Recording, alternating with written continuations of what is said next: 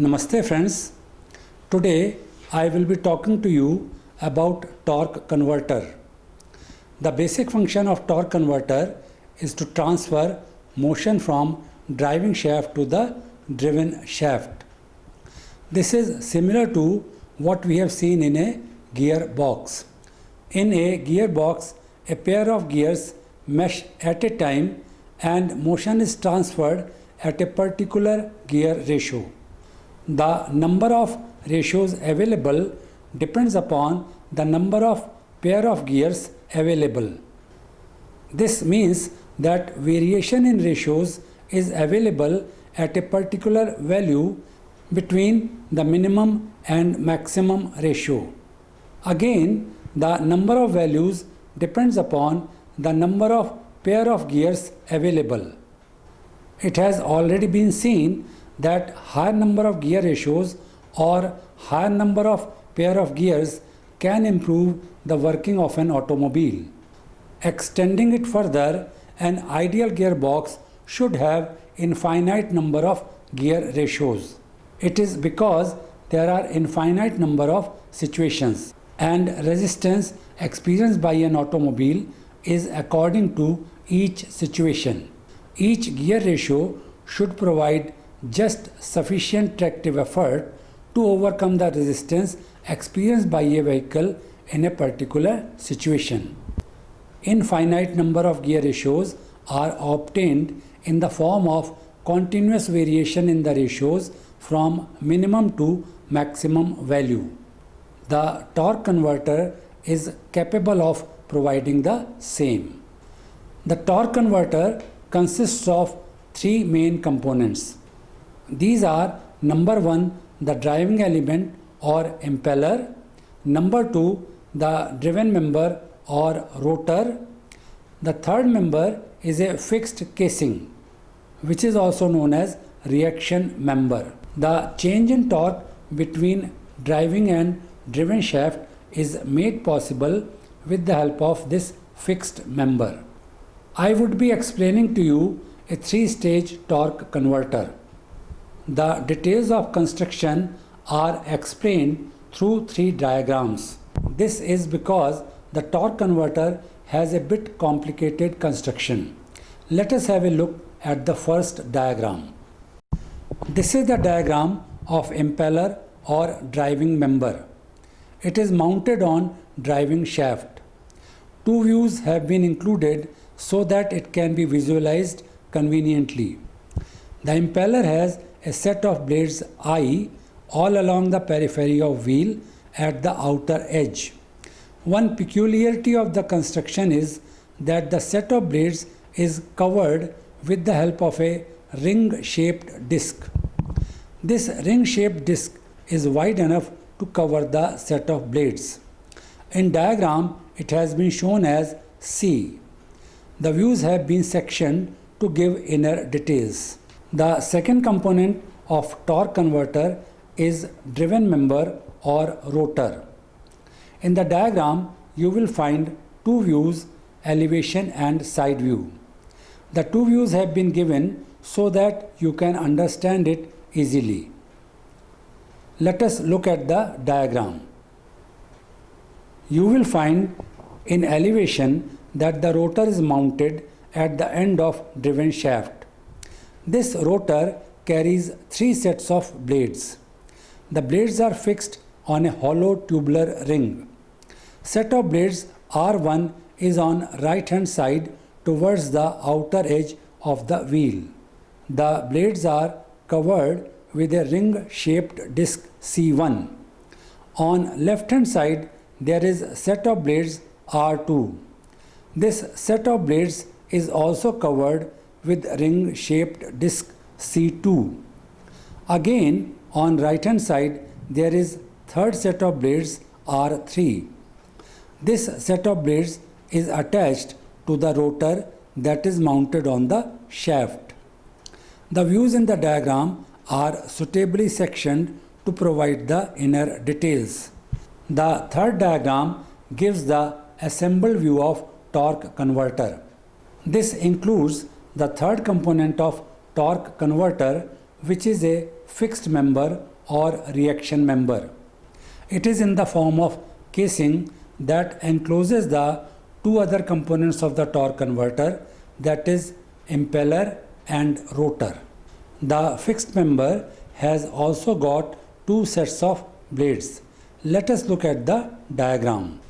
You may notice that one set of blades F1 is fixed on the roof of the casing. The second set of blades F2 is fixed on the right hand wall of the casing. The position of set of blades F2 is such that these occupy position between set of blades R1 and R3 mounted on rotor. This should be evident from the diagram. Other things that can be noticed are the set of blades I is below the set of blades R2, which is mounted on rotor. The set of blades F1 is just above the hollow tubular section. Impeller shaft or driving shaft and driven shaft are in front of each other and have common axis. With the help of first two diagrams, efforts have been made to explain the details of construction of impeller and rotor. The third diagram gives the details of construction of assembled torque converter with third component, that is a fixed member or reaction member. Now let us look into the working of torque converter. In a torque converter, we have fluid as working medium. Considering the flow of fluid from the lower portion known as eye of the impeller in clockwise direction, the fluid passes through first set of blades I, which is the part of impeller. As it comes out of the blades I, it flies off and strikes against the set of blades R2. The fluid particles possess a velocity Vi. It has tangential as well as radial component as shown. The tangential component of velocity is lost and the fluid particles move with radial component only and lose momentum.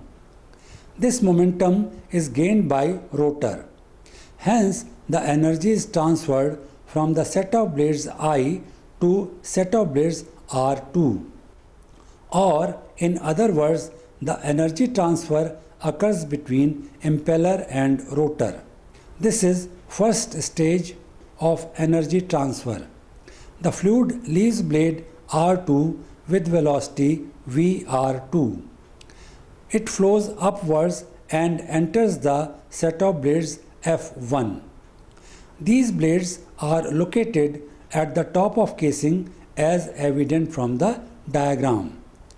The fluid is deflected in the blades F1 and casing receives a backward thrust. Had it not been fixed, it would have rotated in backward direction. As a reaction to this, the fluid particles get a forward thrust. It moves with a velocity Vf1. It has tangential and radial components as can be seen in the diagram. The fluid moves downwards and passes through set of blades R1. Here again the tangential component of velocity is lost and loss of momentum occurs. This loss of momentum is gained by blades R1. This is the second stage when energy is transferred from driving or impeller shaft to driven shaft. The fluid next enters the set of blades F2 that are fixed on the casing. Here the tangential component of velocity is restored. The fluid next passes through R3, which is the third set of blades on the rotor. As the fluid passes through blades R3, the tangential component is lost again. This means loss of momentum, and this momentum is gained by rotor. This is the third stage where energy is transferred. In this manner, transfer of energy takes place between impeller and rotor in three stages. The fluid arrives in the lowermost portion from where it moves upwards and flow process is repeated. This was about the torque converter. The details of construction and working have been explained in this episode. In the next episode, I would be talking to you about characteristics of torque converter. The episode will also include torque converter with direct drive. Thanks for watching the episode.